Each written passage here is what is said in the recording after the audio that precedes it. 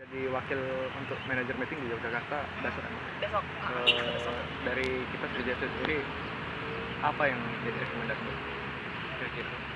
Jadi besok tanggal 13 Oktober kita diundang sama LIB untuk club meeting di Yogyakarta untuk perihal rencana persiapan pelaksanaan Liga 2. Jadi bersama klub-klub dari beberapa klub lain kita berkumpul untuk perihal